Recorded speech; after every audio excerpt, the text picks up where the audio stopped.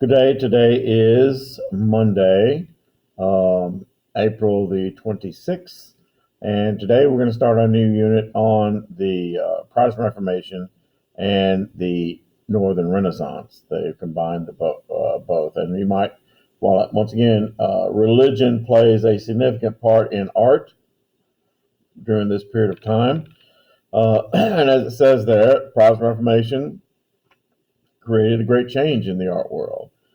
As the Roman Catholic Church was faced with losing a significant portion of its followers, but also many of the new Protestant faiths actually destroyed many of the more excellent pieces of art because they thought the art was a form of idol worship.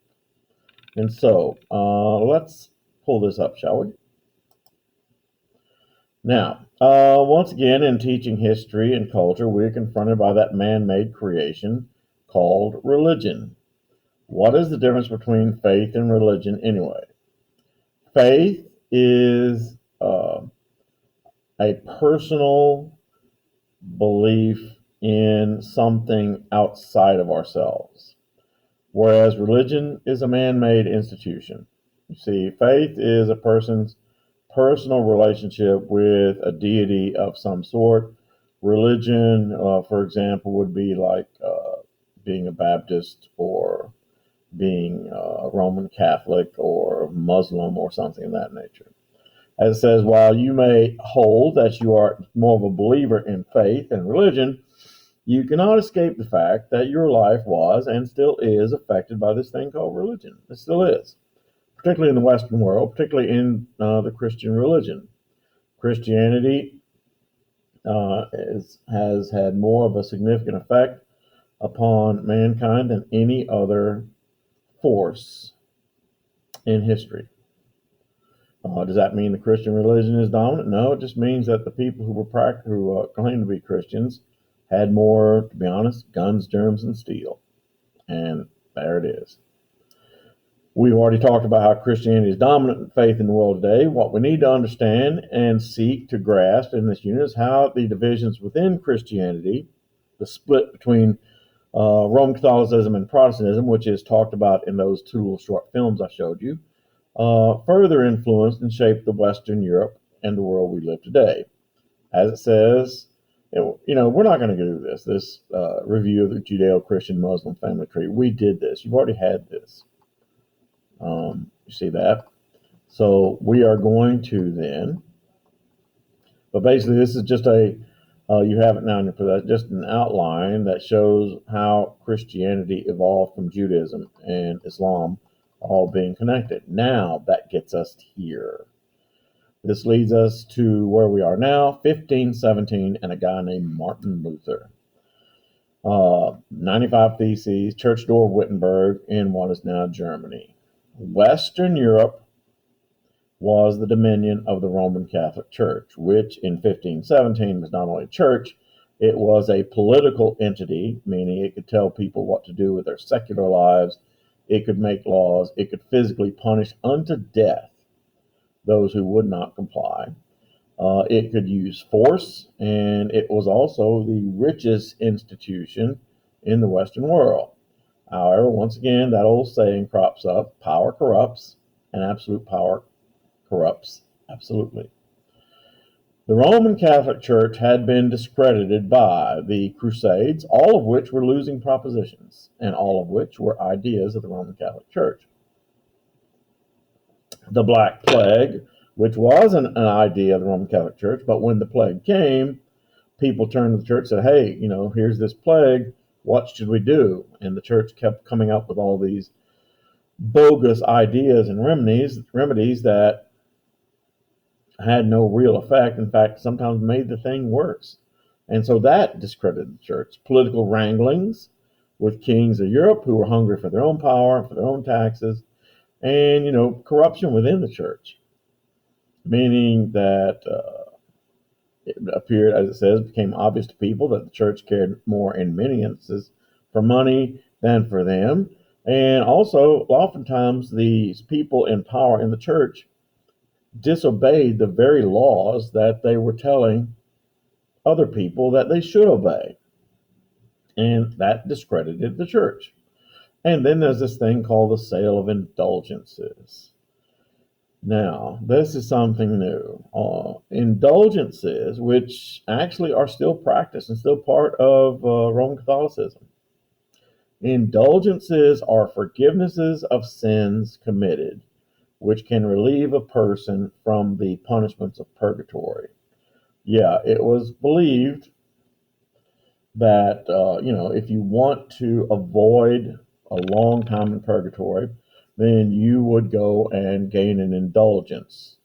Which, I mean, is still practiced today, but the problem was in 1517, indulgences were sold for money, which, in the age of faith, that's an attractive office. And not only that, you could not only buy indulgences for yourself, shorten your time in purgatory, you could buy indulgences to shorten your dead parents' time in purgatory. That was an attractive offer. In fact, so attractive, one day we're going to look at the insides of St. Peter's Basilica. That's how the thing was built, the money coming from the sale of indulgences.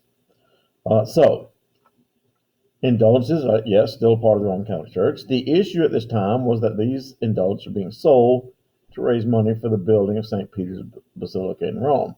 And here's one other item. When a person purchased an indulgence. Interruption. Bus 86 is pulling in. Thank you. When a person purchased an indulgence, that wasn't the whole thing. He was also supposed to actually be remorseful for the sins that he had committed. But it more and more appeared that the church was only interested in collecting the money. So, Johann Tetzel. Johann Tetzel was a Roman Catholic official, a priest, who was the salesman in the area of Germany where Martin Luther was also a priest. And he was the one going around selling indulgences in his region. I don't know if Tetzel is spelled correctly. Is it? No, it's not. So, then there was, like I said, there was also that small matter that even though these indulgences could be bought, the sinner person ought to be sorry. That was never mentioned. They just like, click, give me the money, here you go. And the person would be given a piece of paper that was already pre-stamped with the church seal, and there they are. They bought an indulgence. What did that small fact suggest to people like Martin Luther? Well, it suggested the fact that the Roman Catholic Church cared more about money than they did about the souls of the people that they were supposed to be serving. So in response to that, Martin Luther nailed a list of 95 theses or objections to Roman Catholic Church practices in not only in the most public place in the entire area, which is the front door of the church, but he also nailed it on October 31st of 1517. Now, you're all saying, what is October 31st? It's Halloween. Well, October 31st is right in the middle of two holy days of obligation in the Roman Catholic Church. You say, what's a holy day of obligation? It's a day you're supposed to go to Mass, and he nails them on the church door. October 31st is All Souls Day, a day when people is set aside for people to remember and pray for the souls of their dead relatives. November 1st is All Saints Day, a day set aside to commemorate the lives and service of all Christian saints. Both were days of holy obligation. And so when Martin Luther pinned that on the door of the church of Wittenberg, he's making sure everybody saw it. So, indulgences were not the only objection Martin Luther had to Roman Catholic Church practices. For example, Martin Luther did not like the fact that only the clergy were able to read the Bible, because the Bible was in Latin and not in the vernacular. Martin Luther said that every man should be his own priest. Meaning that, and so if you're your own priest, that means you're responsible for your own salvation. But to be responsible for your own salvation, you have to know what the will of God is. Well, how do you know what the will of God is? You have to read. And Martin Luther said everyone, needs to learn how to read so they can read the Bible for themselves. And I mean, this sounds like it's all about religion, but in reality, the Protestant Reformation is one of the great movements. Kicks off just about every other movement. I mean, think about it. The idea that you read for yourself, you make a decision for yourself, that infers that you are a thinking person. You have a brain and can think for yourself, which had, in the medieval ages when there were lords and when there were peasants, this had never come up, that everybody should read, everybody should make their own decision about their own faith. Everybody has control of themselves. Yeah, I mean, and out of this will come not just the Enlightenment, out of this will come democracy, all sorts of things comes out of this.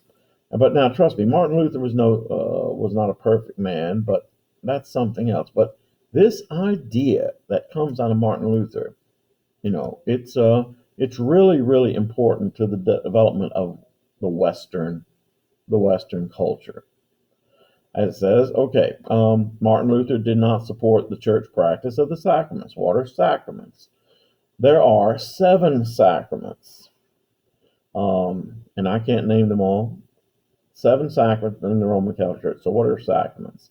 Sacraments are things that a person takes part in during their lives, which aid them on their path to going to heaven. The first is the sacrament of baptism when you're born.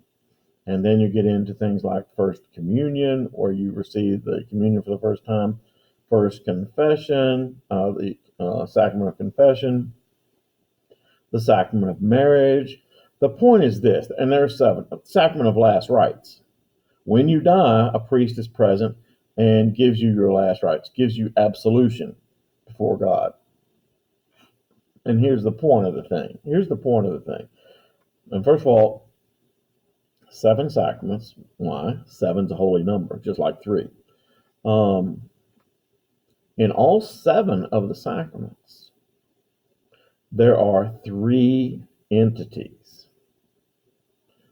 One is you, the other is God, the third is the church in one way, shape, or form. It may be a priest is there. For example, if you're baptized into the kingdom of God by a priest. So it's you, God, priest. But now what Martin Luther says, he says a couple of things about sacraments. Basically, he says that of all 7 of the sacraments, only 2 of them, baptism and communion, are actually mentioned in the Bible, and that's true. Secondly, when he said that every man should do it for himself, the Roman Catholic Church did not like that one bit, because the Roman Catholic Church knew that if people start thinking, well, I don't need the church, then therefore they'll start thinking, well, why do I have to do what the church says? Maybe I should do what I think. And most importantly, why do I have to pay 10% of everything I own to the Roman Catholic Church? You see. And the Roman Catholic Church quickly did not like Martin Luther and his 95 Theses. Because, see, Martin Luther believed that salvation is by faith. All you have to do is believe and not works, such as purchasing indulgences. You see, things of that nature. Luther believed that only baptism and communion had biblical backing. Prior to Martin Luther, remember that the age of faith had been a 3-sided arrangement. On one side, the individual, who valued above all things going to heaven to relieve him of his awful existence. The other side was the promise of eternal bliss, comfort in heaven with Jesus. Linking these two was the Roman Catholic Church. So it's a triangle. God at the top, you on one side, church on the other, Martin Luther says, no, it's a straight line. You don't need the church. It's you and God. And see, once again, for the Roman Catholic Church, that depends heavily on this relationship, this three-headed relationship. That was a no-go. And Martin Luther, yeah. What Luther had done was to remove the Roman Catholics from that equation. What Martin Luther had done was very dangerous, as he was immediately became wanted for the crime of heresy. What is the punishment for heresy? In those days, punishment for heresy was death. How was the punishment for heresy carried out? You were the guest of honor at a barbecue. And if you don't understand what that means, the punishment for heresy means that you were tried as a heretic and burned at the stake, condemning your soul forever and ever to hell. So in 1521, Martin Luther was threatened by Pope Leo X with excommunication, meaning that the church would say, you're not part of us anymore, if he did not recant. Luther debated that position with several Roman Catholic officials at a place called the Diet of Worms. Now, the Diet of Worms has nothing to do with eating. The word diet means council, and Worms, which is how it's pronounced, is a town in Germany. So this council in the town of Worms. Because Luther and people like him, John Calvin, Menna Simons, and even good old Henry VIII of England, were protesting the policies and practices of the Roman Catholic Church, Luther's movement and others like it were called Protestant. You see, in the United States today, in the religion we call Christianity, it's basically divided between Roman Catholics, which is the largest single religious denomination, but then other Protestant denominations, such as Baptists, such as that Episcopalian Church. I would assign my students a homework assignment where they had to make a chart, and they had to, within a 10-mile radius of this spot, to write down the names of 25 churches. And that sounds like something difficult to do, but it's really not. In the United States, you can't throw a rock without hitting a church somewhere. And that fact that there's so many churches came from the Protestant Reformation, because after the Martin Luther's Lutheran Church split off, there were other churches that split off and other churches that split off of that. And so, yeah, it was called the Protestant Reformation. Where am I at? Why don't we stop at the bottom of this page and we'll pick up with Luther. Actually, tomorrow we're going to begin scripting a film by our good friend Rick Steves again, because Rick Steves talks about the Protestant Reformation. And actually he actually has works of art and stuff like that, and he can do it a lot better than I can. And so, yeah, let's stop here.